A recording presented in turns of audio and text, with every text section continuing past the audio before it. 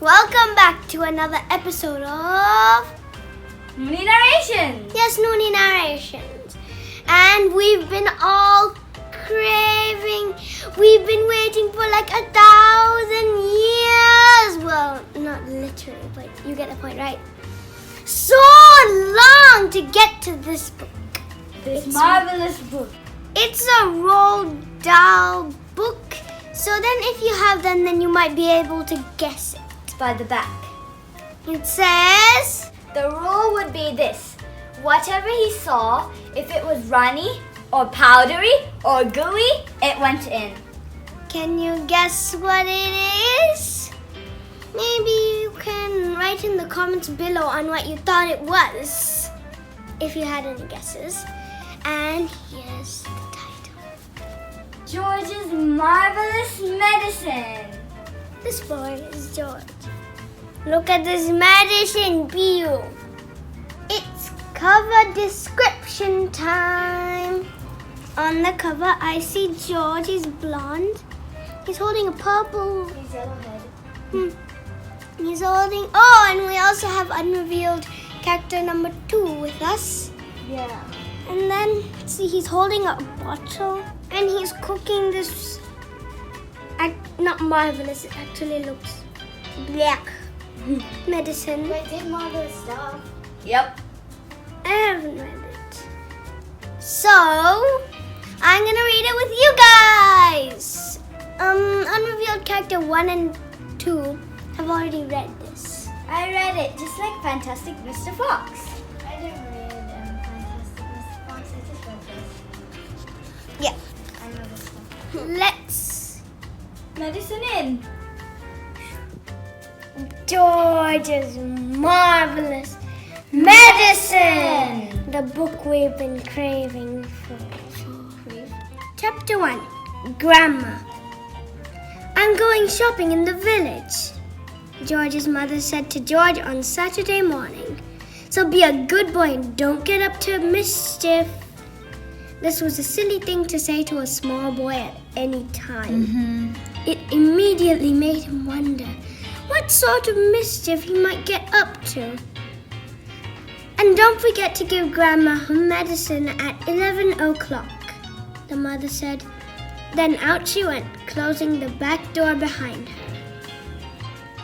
Grandma, who was dozing in her chair by the window, opened one wicked little eye and said, Now you heard what your mother said, George. Don't forget my medicine. No, Grandma, George said. And just try to behave yourself for once while she's away. Yes, Grandma, George said. George was bored to tears. He didn't have a brother or sister. His father was a farmer and the farm they lived on was miles away from anywhere. So there were never any children to play with. He was tired of staring at pigs and hens and cows and sheep. He was especially tired of having to live in the same house as that grizzly old grunion of a grandma. Looking after her all by himself was hardly the most exciting way to spend a Saturday morning. You can make me a nice cup of tea for a start. Grandma said to George. That'll keep you out of mischief for a few minutes. Yes, Grandma, George said. He keeps on saying that like he's scared of something. Yes. To be spanked or something. George couldn't help disliking Grandma. She was a selfish, grumpy old woman. She had pale brown teeth and a small puckered up mouth like a dog's bottom. How much sugar in your tea today, Grandma? George asked her. 1 spoon. She said. And no milk. Most grandmothers are lovely, kind and helpful old ladies. But not this one. She spent all day and every day sitting in her chair by the window. And she was always complaining, grousing, grouching, grumbling, griping about something or another. Never once, even on her best days, had she smiled at George and said, "Well, how are you this morning, George?" Or, "Why don't you and I have a game of snakes and ladders?" Or, "How was school today?" She didn't seem to care about other people, only about herself. She was a miserable old grouch. She doesn't sound nice at all. George went into the kitchen and made Grandma a cup of tea with a tea bag. He put 1 spoon of sugar in it with no milk at all. No. He stirred the sugar well and carried the cup to the living room. Grandma sipped the tea. It's not sweet enough. She said, Put more sugar in. I thought she said 1 spoon. George took the cup back to the kitchen and added another spoonful of sugar. He stirred it again and carried it carefully to Grandma. Where's the saucer? She said, I won't have a cup without a saucer. George fetched her a saucer. Saucer, I think it's like a plate, a small plate to keep the tea Under your cup. Yeah, so I won't spill. See? Oh, look at her. She looks... She barely reaches the halfway. She's of a the hunchback. chair. She's a hunchback. She barely reaches the top of the chair. Yeah. Look, she's almost as tall as him. This is a footstool, okay? Look how small she is. She would be about this tall. And what about a teaspoon, if you please? I stirred it for you, Grandma. I stirred it well, I'll stir my own tea, thank you very much. she said. Fetch me a teaspoon. She's loud. George fetched her a teaspoon. When George's mother or father were home, Grandma never ordered George about like this. It was only when she had him on her own that she began treating him badly. You know what's the matter with you? The old woman said, staring at George over the rim of the teacup with those bright, wicked little eyes. You're growing too fast. Boys who grow too fast become silly and lazy. Oh, I hate it when people call me silly. But I can't help it if I'm growing fast, Grandma, George said. Of course you can. She snapped. Growing's a nasty, childish habit. What about you? You're so old. But we have to grow, Grandma. If we didn't grow, we'd never be grown-ups. Rubbish, boy, rubbish. She said. Look at me. Am I growing? Certainly not. I'm making her sound like female She's an old lady, and she said, "Am I growing?" But you did once, Grandma. Only very little. The old woman answered. I gave up growing when I was extremely small, along with all the other nasty childish habits like laziness and disobedience and greed and sloppiness and untidiness and solidity. Silliness. You guys never say these kind of words. They're rude words. It hurts other people. So we say silly for this word. It's okay to read the word in a book, but you must not use it while you're talking because it's impolite and rude. Yep. You haven't given up any of these things, have you? He's not disobedient. I'm still only a little boy, Grandma. You're 8 years old. She snorted. That's old enough to know better. If you don't stop growing soon, it'll be too late. It's Squeaky Snake. Too late for what, Grandma? It's ridiculous. She went on. You're nearly as tall as me already. You're shorter. George took a good look at Grandma. She certainly was a very tiny person. Her legs were so short she had to have a footstool to put her feet on. What did I tell you? and her head only came halfway up to the back of the armchair. Like I said. That's because I read the book. Daddy says it's fine for a man to be tall, George said. Don't listen to your daddy. Grandma said. Listen to me. But how do I stop myself growing? George asked her. Eat less. Chocolate. Grandma said. Does chocolate make you grow? It makes you grow the wrong way. She snapped. Up instead of down. Go down. Yeah, you grow down all of a sudden. Grandma sipped some tea but never took her eyes from the little boy who stood before her. Never grow up. She said, Always down. Yes, Grandma. And stop eating chocolate. Eat cabbage instead. Cabbage! Oh no, I don't like cabbage, George said. It's not what you like or what you don't like. Grandma snapped. It's what's good for you that counts. From now on, you must eat cabbage 3 times a day. Mountains of cabbage. And if it's got caterpillars in it, so much the better. I don't even like cabbage. Ouch, George said. Caterpillars give you brains.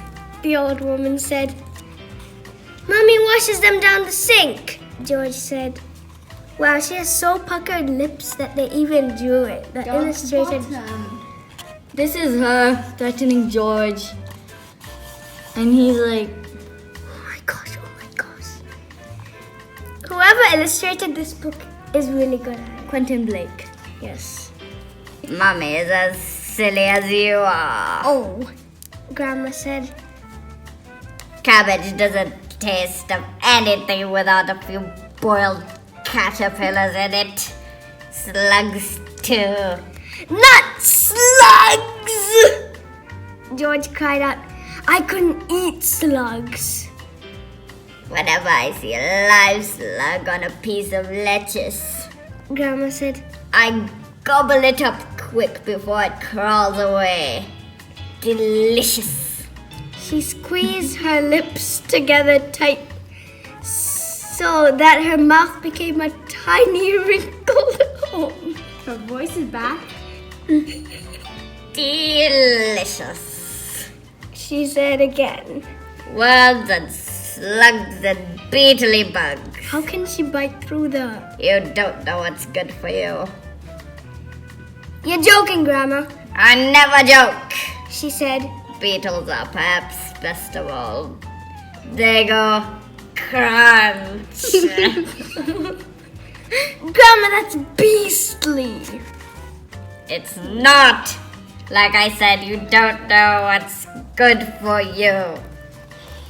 You stinky muggle. See here, she's telling him about the slugs. And he's thinking, oh my gosh, the old hag grinned, showing those pale brown teeth. Ew. Sometimes, if you're lucky, She said, you get a beetle inside the stem of a stick of celery. That's what I like. if you're lucky. Grandma, how could you? You find all sorts of nice things in sticks of raw celery. The old woman went on. Sometimes it's earwigs. Earwigs? What is earwig? Bug. Disgusting. I've seen them once in my life on internet. And I don't want to see them again. Okay, don't show me. I don't want to hear about it, cried George. A big fat earwig is very tasty. Wait, pause. Wait, I want to tell you guys something. When I first saw this word earwig, I thought it was wig ear for with an a ear. wig on it. Nope. Grandma said, licking her lips. But you've got to be very quick, my dear. When you put one of those in your mouth, it has a pair of sharp snippers on its back end, and if it grabs your tongue with those, it never lets go. So you've got to bite the earwig first, chop, before it bites you. George started edging towards the door. He wanted to get as far away as possible from this filthy old woman. You're trying to get away from me, aren't you? She said, pointing a finger straight at George's face. You're trying to get away from Grandma. What about my medicine? Little George stood by the door, staring at the old hag in the chair. She stared back at him. Could it be, George wondered, that she was only a witch? That she was a witch. That she was a witch. She was a witch. She certainly acts like one. He had always thought witches were only in fairy tales. And now he was not so sure. There's a whole book called Witches. We might read that one day. It's also very interesting. Yes. Come closer to me, little boy. She said, beckoning to him with a horny finger. Come closer to me and I will tell you secrets. George didn't move. Grandma didn't move either. I know a great many secrets, she said, and suddenly she smiled. It was a thin, icy smile, the kind a snake might make just before it bites you. Come over here to Grandma and she'll whisper secrets to you. George took a step backwards, edging closer to the door. You mustn't be frightened of your old Grandma, she said, smiling that icy smile. George took another step backwards. Honestly, she looks creepy enough. Yeah, she looks like Granny. Some of us, she said. And all at once she was leaning forward in her chair and whispering in a throaty sort of voice George had never heard her use before. Some of us, she said, have magic powers that can twist the creatures of this earth into wondrous shapes. Now he must really think that she's a witch. A tingle of electricity flashed down the length of George's spine. He began to feel frightened. Some of us, come on, the old woman went on, have fire on our tongues and sparks in our bellies and wizardry in the tips of our fingers. The magic finger. Some of us know secrets that would make your hair stand straight up on end and your eyes pop out of their sockets. George wanted to run away, but his feet seemed stuck to the floor. I know that feeling. We know how to make your nails drop off and teeth grow out of your fingers instead. Now he must think she's a witch, 100%. George began to tremble. It was her face that frightened him most of all. The frosty smile, the brilliant, unblinking eyes. We know how to have you wake up in the morning with a long tail coming out from behind you. Grandma! He cried out, stop! We know secrets, my dear. She's About ignoring dark places where dark things live and squirm and slither all over each other. Maybe it will squirm and slither on you one day. That must be her dreamland because she loves eating bugs like that. George made a dive for the door. It doesn't matter how far you run. He heard her saying, You won't ever get away. my medicine. But she never stands up. George ran into the kitchen, slamming the door behind him.